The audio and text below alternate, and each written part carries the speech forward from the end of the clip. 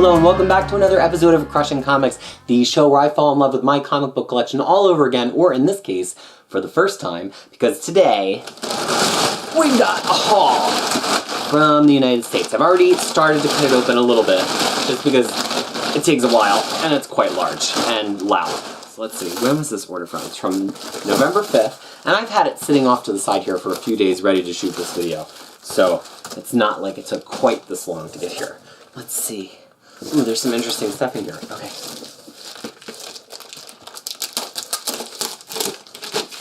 So, this first one, if I can figure out how to get open, is actually a book for my daughter.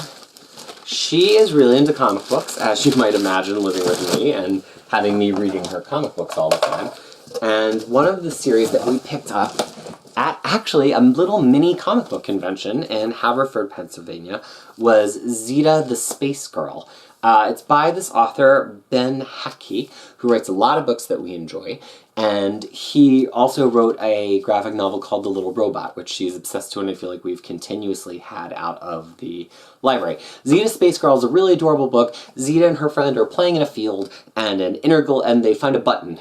And they press the button and it opens like an intergalactic wormhole, and her friend gets sucked through, and so she feels the need to go through after him, but they get to the other side and the button gets destroyed and they have no way to get back, and she can't find her friend. It's full of really fun creatures. It doesn't have anything terribly objectionable in it. There's a little bit of violence, of like robots beating up on robots that does involve some guns, but it's not bloody violence. It's quite cartoonish, and it's a really adorable book, and I like Xena as a protagonist because she's crafty and she's very, very brave and cares about her friends. And so at the end of that book, she steps through another portal to find her way eventually back home through space, and this is one of the subsequent 2 volumes. There's also one called Legends of Zita. So I grabbed this so I would be able to have it for my daughter, and I'm pretty excited, except for it has a big old chunk out of the back of it.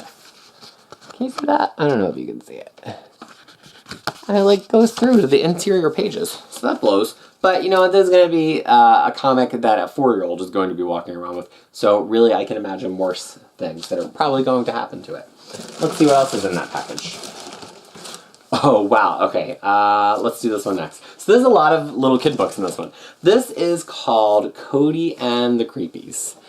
And, oh, what can I say about this? So, this was just one of those random books that I was looking through. It's by Boom, who also puts out Lumberjanes, which we are great lovers of.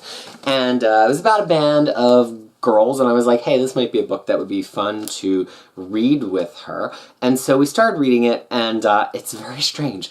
The band gets in a road accident and are really injured with permanent ramifications, and I guess, spoiler alert, kind of one of them dies, but nobody knows because she's a ghost and she's just drumming as a ghost. And so this picks up with them later, and they're on tour and they're trying to complete this like punk tour regimen called Pinmageddon, where they get pins for everywhere they play. And there's this awful rude like total bro band that's on the same tour, and it's their interactions with them I find hilarious because they're very teachable moments about like boneheaded guys and how silly they are. And also there's like lots of great little feminist and even intersectional feminist references in the way that they talk back to the boys, and it really just gave me a lot of fun things to talk about with the 4-year-old. But you have to have a kid. I've been recently talking about macabre interests as a kid. You've got to have a kid that's a little bit into like, ooh, they're ghosts, oh, one of them's dead. And there's some like scary parts of that that I had to gloss a little bit on my first few reads that now I will read to her as we go through it. Here's the other thing though, these covers are magnificent. I don't know who they're by, let's take a look.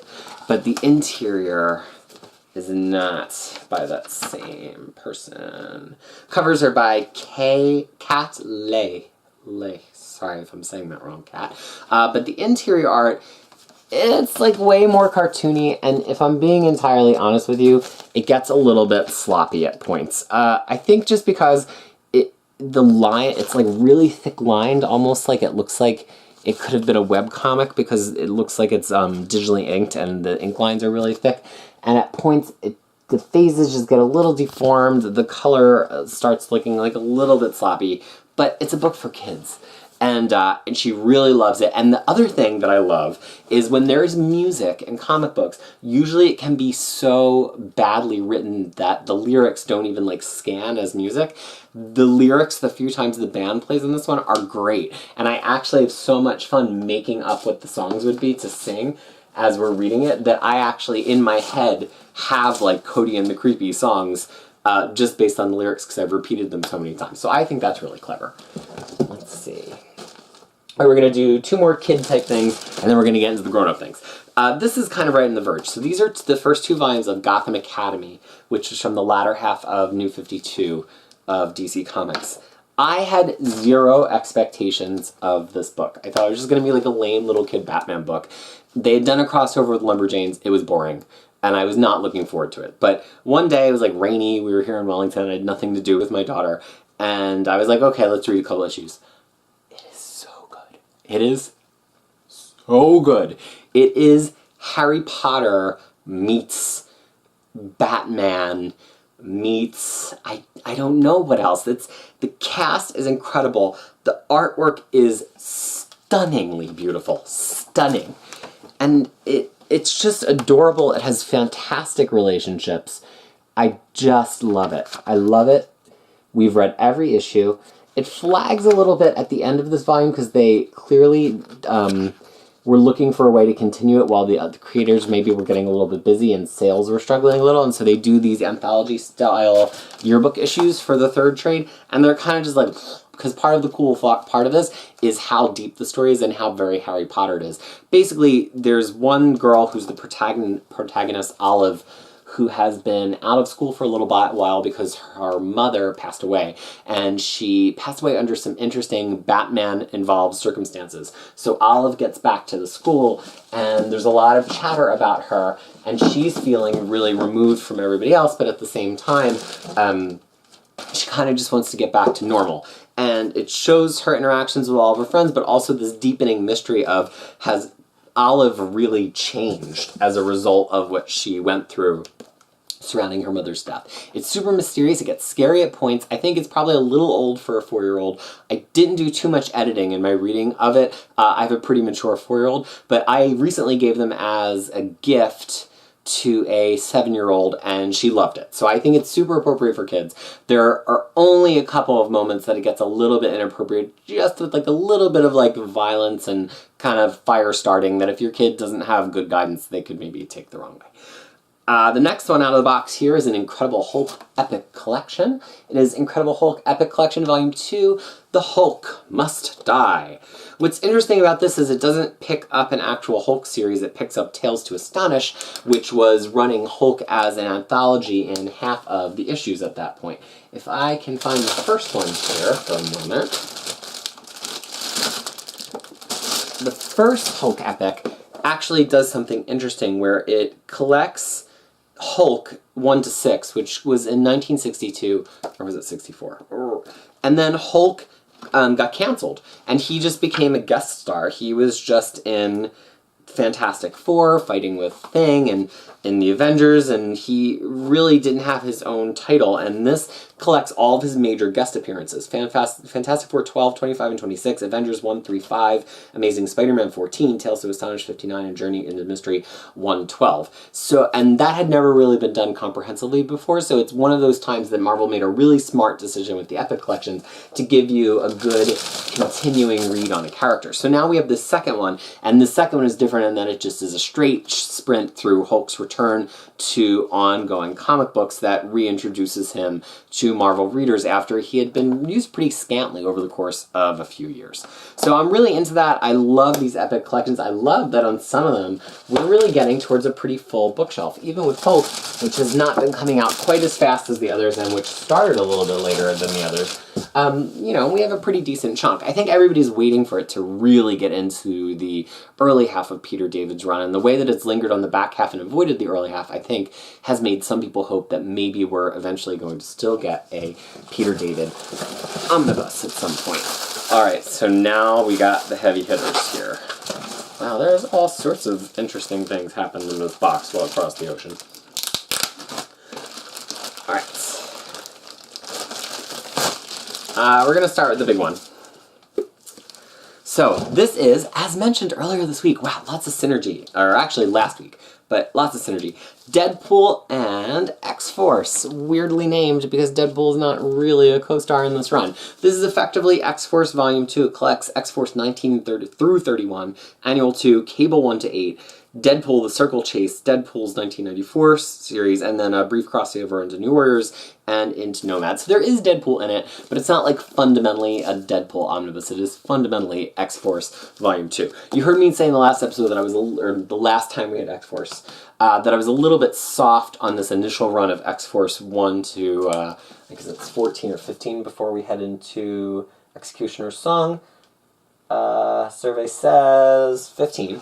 And this picks up after Executioner's Song, and this is the X-Force that I really love. Fabian, and I said his name so badly last time, Fabian Nicieza. Fabian Nicieza's writing really comes into play. He starts resolving the plot threads that are open. He really starts doing interesting things with Sunspot. There's a brief appearance of Danny Moonstar, who I love, and he shows the team splintering a little bit from Cable, which is a natural outgrowth of what was happening in their plot, because the whole point of X-Force was the team breaking away from kind of their school days to explore what it meant to be adults. So why would they have this other elderly father figure with them all the time? It actually makes more sense that they sort of are originally attracted to his philosophy, and then they're not sure, because that's a lot what it's like to grow up and be in your late teens and early 20s, right? You like are so excited to find out about this new philosophy, or you have this one great teacher, or you read this one great theory, and you really fixate on it, and then shortly thereafter things keep changing. So it really made sense to me that their relationship with Cable is somewhat tenuous, and that's part of why I really like this run in retrospect, although, you know, as a kid at the time who was maybe like 12 or 13 reading it, I didn't get all of that, but I get all of that now as an adult, and it's nice when a comic as commercial and widely sold as X-Force turns out to have all of those layers. So then I have this Fantastic Four Marvel Masterworks number 17. I was missing this one. I don't know that it has anything super significant in it, except for some Impossible Man action, and they're not issues that I've read, but I do really collect Fantastic Four, and so when I realized as I was packing, actually, I was like, where's 17? That I was missing this one, I knew I had to pick it up. Alright, in a way, I've saved the best for last, and we are going to crack this open right now. It is WildStorm, a celebration of 25 years. DC does these books whenever they have the chance. DC owns WildStorm. WildStorm originally was one of the imprints of Image comic books, and DC purchased the entire publishing company from Jim Lee in either 99 or 2000, and DC has owned it all ever since then. Of course, now Jim Lee is one of the executives of DC Comics. So DC does these things for all of their heroes, Flash, Wonder Woman, Batman. Whenever there was like an anniversary year that divides by 5, they put out one of these books that collects a bunch of rando issues, and I just don't get the point. Like, I guess if you have a friend who like kind of likes the Flash and they're not going to read a whole trade paperback of the Flash, you get them like Flash's celebration of however many years, but for me as a collector, I'm like, there's no shelf continuity. It's not like they're in any kind of special format. Like, what is the point? The point with this, though, is that WildStorm stuff is so undercollected, and this offered the opportunity to get some special stuff into an issue that hadn't been seen elsewhere, and so that's actually kind of attractive, and I couldn't give it up. And plus, I want more WildStorm stuff. If there's any line of things that I would just buy and fill a whole shelf with, it is a complete line of whatever format they feel comfortable putting a complete collection of everything WildStorm continuity ever into. They're doing a Wildcats Absolute in just a couple of months, but it's actually skipping some things that fit in continuity because it's only the Jim Lee material, and that's annoying to me. I would rather just have all the stuff that falls into continuity. So let's see what's in this book. A lot of beautiful art. It collects Wildcats 1, Wildcats Volume 4, number 1, because there's only like a 10-year gap between those or something. The Authority number 13, which I think had been controversial in some way, and 14. Coup d'etat afterwards, Eye of the Storm Annual. So just like, that's not even the best of WildStorm. Like, what the hell? Where is Gen 13 number 1 or 2? Where is a Grifter issue? Where is a Wildcats issue by Alan Moore and Travis Charest? But the point, though, is that it's more than just that. So it also has a lot of behind-the-scenes art. It has some black and white stuff. It has, actually, Wildcats 1 here is in black and white. So it's Jim Lee pencils noir, just inked by Scott Williams. So that's great, because that's really a super beautiful issue. So it's got that kind of stuff, just like weird sideline stuff. Here's some more black and white. It's got some pinups and some character profiles. It has some script pages. So it just seemed like a fun thing to add to my WildStorm collection because on the other side of this camera, in the corner of this room, I own every WildStorm comic book ever released. And if I thought there were people to watch it, I would definitely go through those issue by issue and review them. But I did a little experiment with that on Crushing Crisis last year, and not a lot of people showed up to read the content about WildStorm. Who knows, maybe there's a whole visual audience for WildStorm out there that didn't show up for blog reading. Here's the back cover, great grifter shot there. So I don't know that I'm going to read this cover to cover, but I'm happy to have it on the bookshelf, happy to support, and hopefully we get some more WildStorm stuff by DC. It'd be really easy to knock out a lot of those series if they took the Epic Collection approach, which I've already mapped, so they can have my binding map and just take care of it for them. So that is today's order. Some kid stuff, some old comics, some 90s comics. And I would say out of this order, the MVP that I would recommend is absolutely, without a doubt in my mind, Gotham Academy. Whether you've got kids in your life or not, Gotham Academy is a fantastic comic book.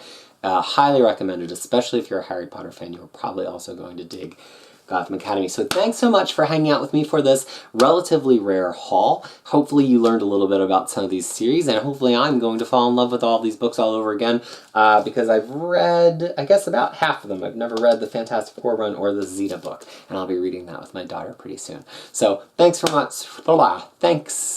much for watching, and tune in again for more Crushing.